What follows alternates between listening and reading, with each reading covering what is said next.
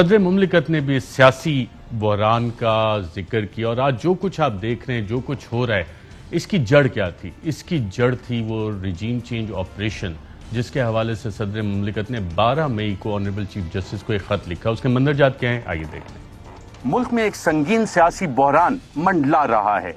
حالیہ واقعات کے تناظر میں پاکستان کے عوام میں بڑی سیاسی تفریق پیدا ہو رہی ہے۔ تمام اداروں کا فرض ہے کہ ملک میں مزید بگاڑ پیدا ہونے اور ملک کو مزید نقصان سے بچانے کے لیے اپنا کردار ادا کریں۔ اس وقت ان باتوں میں نہیں پڑنا چاہیے کہ معاملات کس کی وجہ سے خراب ہو رہے ہیں، بلکہ ہمیں اب ملکی حالات کو مزید بگڑنے سے روکنا ہوگا۔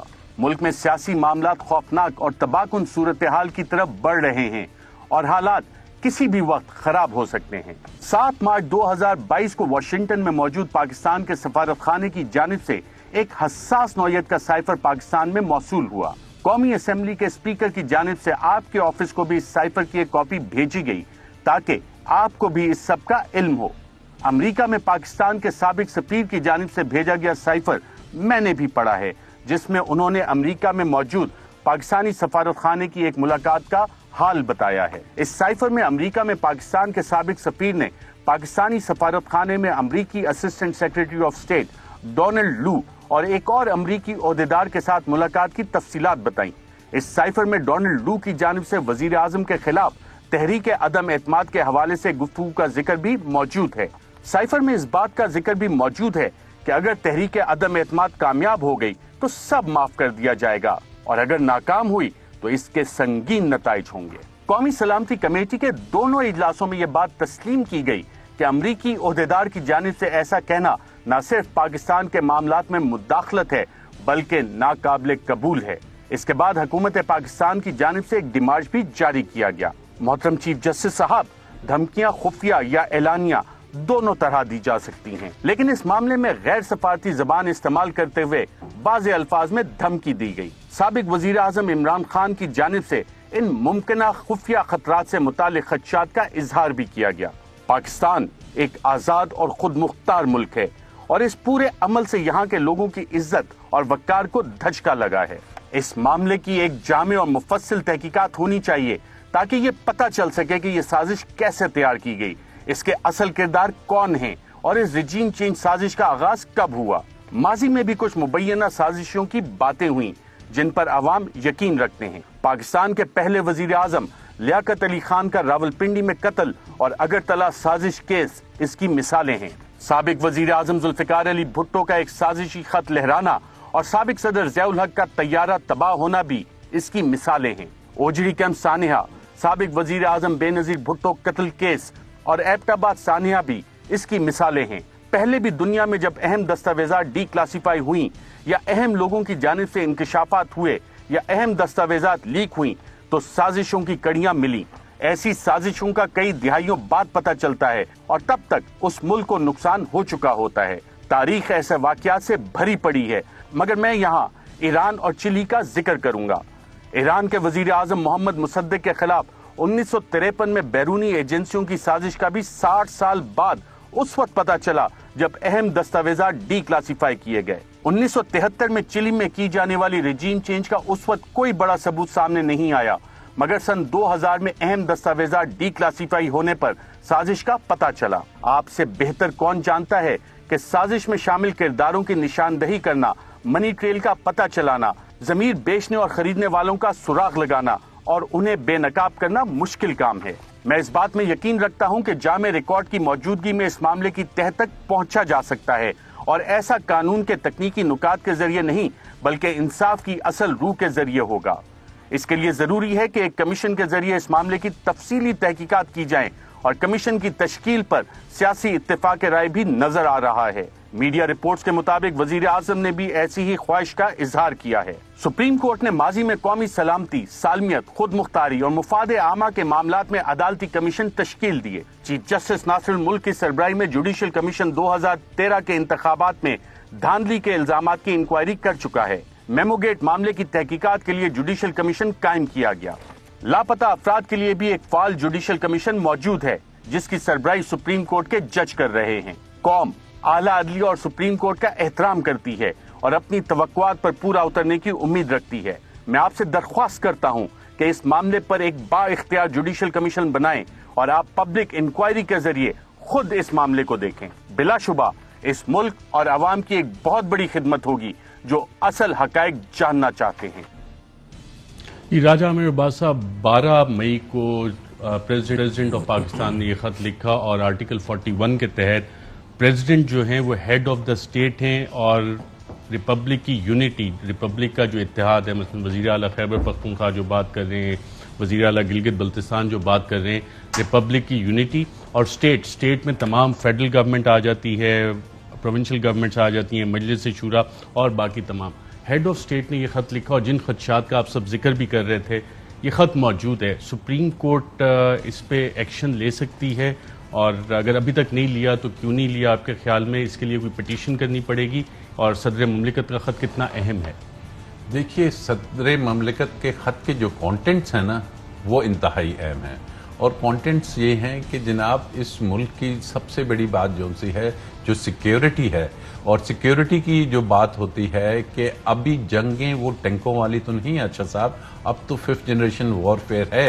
اور 5th جنریشن رافیل طیارے بھی ہیں، اپنی جگہ بھی ہوں سسٹمز بھی گے، ہیں، رشیا کے پاس بھی بہت تھے، باقی جگہ بھی بہت تھے. بات یہ ہے کہ جناب ہمارے ہاں کیا ہوا، ہمارے ہاں کہ جی سب سے پہلے پولیٹیکل انسٹیبلٹی آتی ہے. پولیٹیکل انسٹیبلٹی کا result economic instability, economic instability کے بعد آپ دیکھ رہے ہیں کہ کانسٹیٹیوشنل ڈیڈ لاکس آ رہے ہیں، فنڈامنٹل رائٹس کے آپ کے ایشوز آ رہے ہیں آپ کے اندر. اس کے بعد ایسے گروپس آ رہے ہیں کہ جناب خدا نخواستہ ان کو انسرجنسی کی طرف لے کے جائیں. یہ تمام چیزوں کو اگر کوئی دیکھ رہا ہے تو ہیڈ آف اسٹیٹ. اب بات ہو رہی ہے، آپ نے پورا اس کی بات کی کہ جناب ریجیم چینج کی بات کی. ریجیم چینج آپ نے بھی کافی پروگرامز کیے ہیں کہ کوئی نیا فینومینا نہیں ہے، اور یہ فینومینا اگر آپ کے ملک میں ٹریول کر کے آتا ہے تو اس کو روکنا کسی ایک ادارے کا کام نہیں ہے.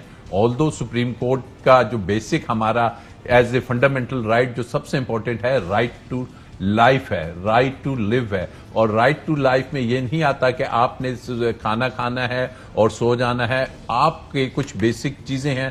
رائٹ ٹو گڈ گورننس بہت امپورٹنٹ ہے. اس پہ بہت سی ججمنٹس ہیں کہ یہ بھی ایک سٹیزن کا ایک رائٹ ہے کہ اس کو گڈ گورننس ملے، اس کے جو ادارے ہیں وہ بھی اپنی باؤنڈریز کے اندر رہ کے کام کرے. And this issue really requires, اگر یہ چیز سیٹل نہیں ہوئی اور یہ چیز کو الاؤ کیا گیا کہ جی ٹھیک ہے آف اینڈ آن ہمارے ہاں اس چیز کو ہم اگنور کرتے ہیں، ہم اپنی جو نیشنل انٹیگریٹی ہے، سوورینٹی ہے، اس کو اگنور کرتے ہیں اور ہم اور یہ کمیشن ہوگا تو جو سیاسی انتشار کی بات ہو رہی ہے، جو آپ نے بھی بات کی، حالیہ سیاسی تفریق کی جو بات کی، صدر مملکت کا یہ خط موجود ہے. اسپیکر قومی اسمبلی، ڈپٹی اسپیکر قومی اسمبلی جو ایکٹنگ اسپیکر کے اختیارات استعمال کرے تھے، انہوں نے بھی وہ cipher cable honourable chief justice of Pakistan کو ایک سیلڈ انویلپ میں بھیجا. یہ والی ساری چیزیں جس کی آپ بات کرے تھے شروع یہاں سے ہو رہی ہیں. اب اس کا حل کیا ہے؟ جب تک جیسے راجہ عامر عباس صاحب کہہ رہے ہیں اس کا ریزولوشن نہیں ہوتا اس ایشو کا، معاملات صحیح ہو سکیں گے آپ کے خیال میں؟ دیکھیں، ایک تو جو خط لکھے گئے چیف جسٹس صاحب کو پاس، وہ اس لیے لکھے گئے کہ چیف صاحب جو ہے نا اس پہ سو موٹو ایکشن لیں. ٹھیک ہے جی، سو موٹو ایکشن کا جو مینڈیٹ ہے that lies with chief justice of Pakistan only. اب یہ اپلیکیشن جس طرح آپ بتا رہے ہیں کوئی تقریباً 3-4 ہفتے سے گئی ہوئی ہے، تو سپریم کورٹ نے ابھی تک اس کے اوپر خط کو پٹیشن میں بھی کنورٹ کیا جا سکتا ہے. لیکن اگر خط انفارمیشن سپریم کورٹ کے پاس آتی ہے تو سو موٹو ایکشن وہ لے سکتے ہیں نا. تو ابھی اگر آپ بتا رہے ہیں کہ 3 ہفتے سے وہ لیٹر گیا ہوا ہے تو سپریم کورٹ نے یہ میٹر آگے نہیں لے کے گئے، تو ابھی اس کے بعد آپ کے پاس آپشن تو موجود ہے کہ 184(3) کے تحت آپ اپلیکیشن ڈال دیں، ایک پٹیشن ڈال دیں. میرا ایشو ایک اور بھی ہے اس میں، جو بہت سارے لوگ اس میں رجیم چینج کے بعد کی بات کریں. میں یہ کہہ رہا ہوں کہ رجیم چینج تو ہو گئی، اس کے بعد جو پارلیمنٹ میں ابھی ہو رہا ہے نا، جس کے اوپر ہم نظر نہیں ڈال رہے، وہ یہ ہو رہا ہے کہ پارلیمنٹ راجہ ریاض کو جیسے اپوزیشن لیڈر میں اس پہ ذرا ڈیٹیل میں دیکھیں بات کیا ہو رہی ہے کہ راجہ ریاض صاحب اپوزیشن ہے نہیں، اپوزیشن نہیں ہے پارلیمنٹ میں. اور پارلیمنٹری سسٹم میں اگر 2 ہی پلرز ہیں، ایک گورنمنٹ ہے اور ایک اپوزیشن ہے. اور ابھی کیا ہو رہا ہے کہ بہت سینسٹیو پوسٹ جو ہیں جس کے لیے اپوزیشن لیڈر جو ایکچوئل اپوزیشن لیڈر ہو، آپ کا اس پارلیمنٹ کے اندر ایکچوئل اپوزیشن لیڈر تو ہے کوئی نہیں. راجہ ریاض کے بارے میں بات نہیں کر رہا کیونکہ he is not a opposition leader. اب پارلیمنٹ کے اندر جو بہت ساری حرکات ہو رہی ہیں اس کے اوپر کوئی توجہ نہیں دے رہا کہ سینسٹیو پوسٹ ہیں جس کے اندر آپ کو you need the approval of the opposition leader, وہ ہے نہیں. دوسرا, آپ ایسے قانون پاس کیے جا رہے ہیں جو پبلک امپورٹنس کے قانون ہے, اس میں بہت سارے لوگوں کے جس طرح اوورسیز کے ووٹنگ کا ایشو چل رہا ہے, تو ابھی آپ نے سارا کچھ اوریجنیٹ وہیں سے کر رہا ہے. اوریجنیٹ کر رہا ہے ارشد, لیکن وہ چیز دیکھیں, آپ نے سپریم کورٹ میں ایک درخواست ڈال دی, سپریم کورٹ نے اس پہ ایکشن نہیں لیا, ٹھیک ہے. ابھی آپ نے پٹیشن بھی نہیں ڈالی, تو اس پہ بھی آپ سپریم کورٹ کو تو نہیں بلیم کر سکتے. میرا پوائنٹ یہ ہے کہ ایٹ دا مومنٹ ہو کیا رہا ہے کہ آپ کی پارلیمنٹ وہ قانون پاس کر رہی ہے جس کا اس کے پاس مینڈیٹ ہی نہیں ہے, کیونکہ ایکچولی اور راجہ ریاض الیکٹ ہوئے تھے پی ٹی آئی کے ٹکٹ پہ, پاکستان تحریک انصاف کے ٹکٹ پہ, اور وہ اپوزیشن میں بیٹھے ہیں. باقی صدر مملکت نے لکھا, تمام اداروں کا فرض ہے کہ ملک میں مزید بگاڑ پیدا ہونے اور ملک کو مزید نقصان سے بچانے کے لیے اپنا کردار ادا کریں. اسی خط میں میمو گیٹ کا ذکر تھا. نواز شریف صاحب تو کالا کوٹ پہن کے چلے گئے تھے سپریم کورٹ. عمران خان صاحب کو ارادہ رکھتے ہیں کہ یہ لیٹر صدر مملکت کا گیا ہوا ہے, صدر مملکت تو نہیں جا سکتے, تو عمران خان صاحب 184(3) کے تحت کو پٹیشن فائل کرنے کا ارادہ رکھتے ہیں یا کرنی چاہیے انہیں؟ آپ کی قانونی رائے کیا ہے؟ نہیں, میرا نہیں خیال دیکھیے اس میں پٹیشن فائل کرنا چاہیے. ریزن بینگ کہ جو لیٹر جس کا آپ ذکر کر رہے ہیں وہ آرڈنری سٹیزن کی طرف سے بھی نہیں آیا ہوا, وہ پریزیڈنٹ آف پاکستان کی طرف سے آیا ہوا. یہ چیز ہمیشہ ذہن میں head of the state, represent unity of the republic, اور جو ہم بیانات سن رہے ہیں چیف منسٹرز کے, جی بالکل, وہ اسی کی روشنی میں بات کر رہا تھا کہ basically president is a symbol of Pakistan, وہ یونٹی آف پاکستان کا سمبل ہے. پریزیڈنٹ آف پاکستان کوئی لیٹر لکھ رہے ہیں تو اس کا اپنا ایک بڑا وزن ہے. یہ نہیں ہے کہ سپریم کورٹ تک اس کو پٹیشن میں کنورٹ کر سکتی ہے, لیکن کیوں پٹیشن میں کنورٹ کریں گے جب وہ ایک پریزیڈنٹ آف پاکستان کے آلریڈی ایک انہوں نے ریفرنس بھی دیا تھا جو آپ کو یاد ہوگا کچھ دن پہلے, اس پہ بھی ڈیسیجن آیا. پریزیڈنٹ آف پاکستان نے اگر انٹرپریٹیشن کے لیے یا موجودہ صورتحال کے لیے سپریم کورٹ کو ایک لیٹر لکھا ہے تو اس کو ایڈریس کرنا چاہیے, نمبر 1. نمبر 2 چیز آ گئی اس کے اندر یہ کہ جو آپ کا کوشچن تھا کہ ایک پریزیڈنٹ آف پاکستان کی طرف سے جب اپلیکیشن آ جاتی ہے تو میں نہیں سمجھتا ہوں کہ اس میں عمران خان صاحب کو کوئی سیپریٹ پٹیشن ڈالنی چاہیے سیم ایشو کے اوپر جو ایک چیز آلریڈی پینڈنگ پڑی ہے. It has not yet been decided, کہ ابھی تک انہوں نے ڈیسائیڈ نہیں کیا, ابھی تک اس کا رپلائی نہیں کیا. ریزن بائے کہ وہ ابھی تک پینڈنگ پڑی ہوئی ہے, دیٹ از سب جوڈس ہی میں کہوں گا, کیونکہ سپریم کورٹ آف پاکستان میں, کیونکہ دیکھیں نا آپ کا ایک اسٹیٹ ہے, اسٹیٹ کے 3 پلرز آ گئے. ون آف دا پلر جس کے اوپر اسٹیٹ کھڑی ہوئی ہے وہ جوڈیشری ہے, وہ جسٹس سسٹم, جس کی چیزوں کو جو بھی ڈیسیجنز ہے ایگزیکیوٹ کرنا ہے, ایگزیکیوشن پاورز آتی ہیں آپ کی ایگزیکٹو کے پاس, اور جو لیجسلیشن کرنی ہے وہ کرنی ہے آپ کی مکررہ نے, آپ کی پارلیمنٹ نے. یہی ایک انفراسٹرکچر ہے, اور اس سب کو اگر یونٹی کو آپ دیکھیں, ان سب کا سمبل جو ہے وہ پریزیڈنٹ آف پاکستان. اب جب پریزیڈنٹ آف پاکستان ایک لیٹر لکھتا ہے اور ان کے جو اس لیٹر کے اندر کانٹینٹس آپ نے ابھی ٹی وی میں بھی آپ نے سارا اس کو شو بھی کیا, اسکرین پہ بھی آئے, اب اس کے اندر کوئی ایسا کانٹینٹ نہیں ہے جو پاکستان کے ایک عام آدمی سے ریلیٹ نہ کرتا ہو. وہ تھرو آؤٹ جو ابھی آپ کا سینیریو بنا ہوا ہے, جو ابھی شعیب رزاق صاحب بھی کہہ رہے تھے کہ آپ کا انسائڈ دی پارلیمنٹ کیا ہو رہا ہے اور آؤٹ سائڈ دا پارلیمنٹ کیا ہو رہا ہے, یہ ساری چیزیں اس سے ریلیٹڈ ہیں. ملک میں ایک سنگین سیاسی بحران منڈلا رہے گی. صدر مملکت نے کہا, علی انصاری صاحب, راجہ عامر عباس صاحب, بیرسٹر شعیب رزاق صاحب کا پروگرام میں شکریہ.